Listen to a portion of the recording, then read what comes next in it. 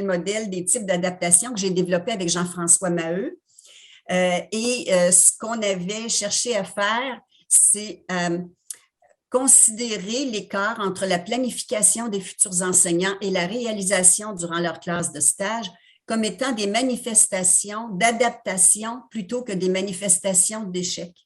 Parce que souvent, les futurs enseignants sont portés à considérer qu'ils n'ont pas fait ce qui était prévu, par conséquent, ils ont échoué. Puis nous autres, on disait, bien, si plutôt que de considérer ça comme un échec, vous pouviez considérer ça comme une adaptation, bien, vous pourriez peut-être voir la nature de votre caractère, de votre personnalité enseignante. Puis on avait identifié avec Jean-François 4 modes d'adaptation. Une adaptation normative, c'est-à-dire le stagiaire cherchait à revenir à son plan initial. Mais on a vu aussi des adaptations projectives, c'est-à-dire le stagiaire était suffisamment à l'aise pour être capable d'utiliser une réflexion d'élève et aller au-delà de ce qui avait été prévu. Une réflexion ou une expérimentation différente de celle qui avait anticipée. On avait aussi identifié des adaptations de retrait où on voyait que le stagiaire laissait les élèves discuter entre eux pour trouver une solution satisfaisante, puis il pouvait intervenir uniquement au moment de l'institutionnalisation.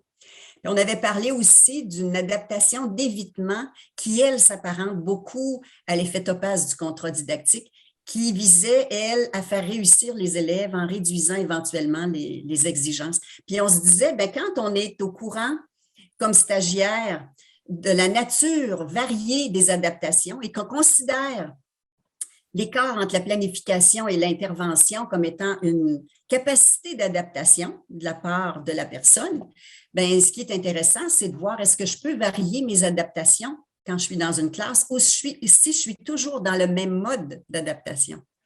Donc, ça avait donné des résultats intéressants avec mes étudiants quand ils étaient dans l'année où ils avaient une partie de cours, une partie de stage et un retour de cours au cours.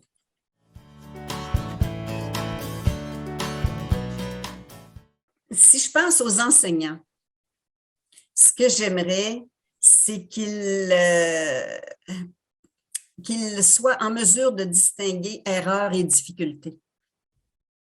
Parce que pour moi, le fait de faire cette distinction-là, ça permet de considérer les erreurs récurrentes comme une manifestation de difficulté à apprendre, mais ça permet aussi de considérer que l'erreur, c'est la manifestation d'une recherche de compréhension.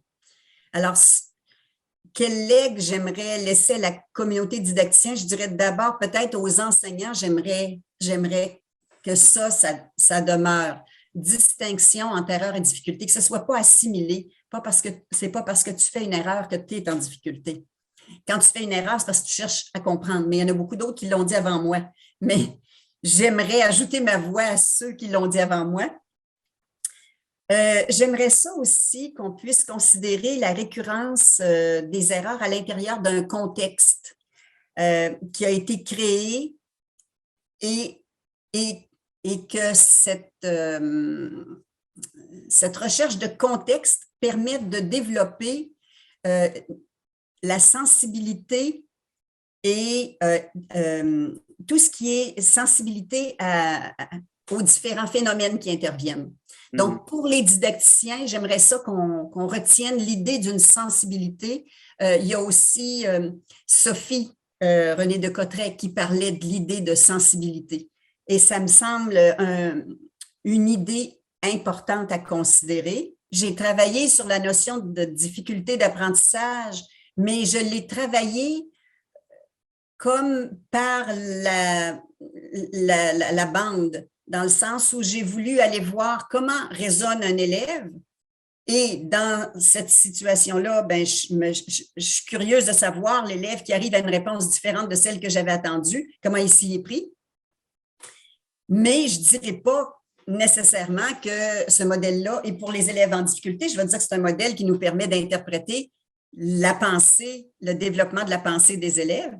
Puis en même temps, je me dis, bien, si je peux former les enseignants à mieux interpréter ce que font les élèves, bien, je suis en train de travailler sur la conception qu'on a de ce que c'est une erreur et une difficulté d'apprentissage. Donc, oui, j'ai travaillé sur les difficultés d'apprentissage, c'était mon noyau dur, mais j'y allais pas directement. J'y allais par la bande pour que, à partir de ces connaissances-là, on en arrive à diminuer les difficultés que les élèves peuvent avoir à apprendre les mathématiques parce qu'on va relativiser la notion d'erreur.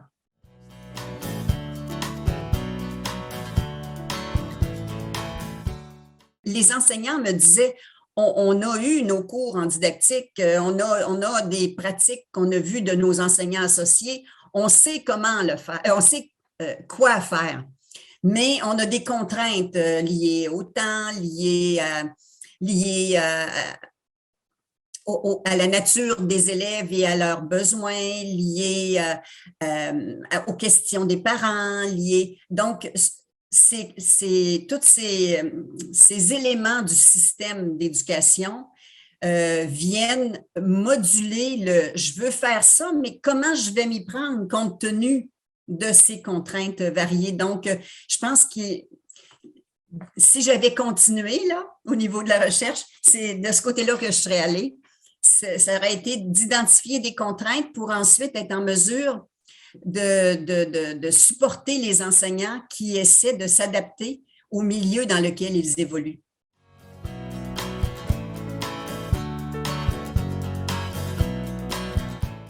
Un peu la manière des enseignants, comment faire compte tenu des contraintes. C'est un peu la même chose pour les chercheurs. Il faudrait réfléchir à la question du comment jouer un rôle politique de manière à ce que le champ de recherche puisse être mieux compris et mieux défendu. On ne peut pas le défendre juste en réaction, il faut le défendre en proaction.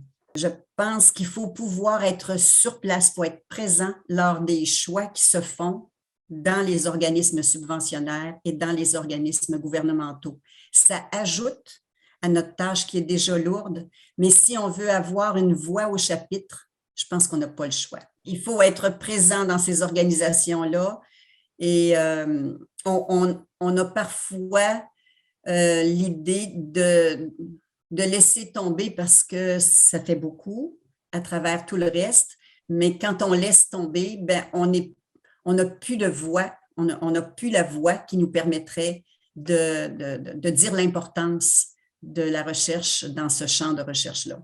Revendiquer, c'est déjà beaucoup, mais ce n'est pas suffisant. Il faut s'impliquer dans les comités, il faut faire partie des comités pour avoir une place, pour faire une place. Il faut vraiment être dans les comités.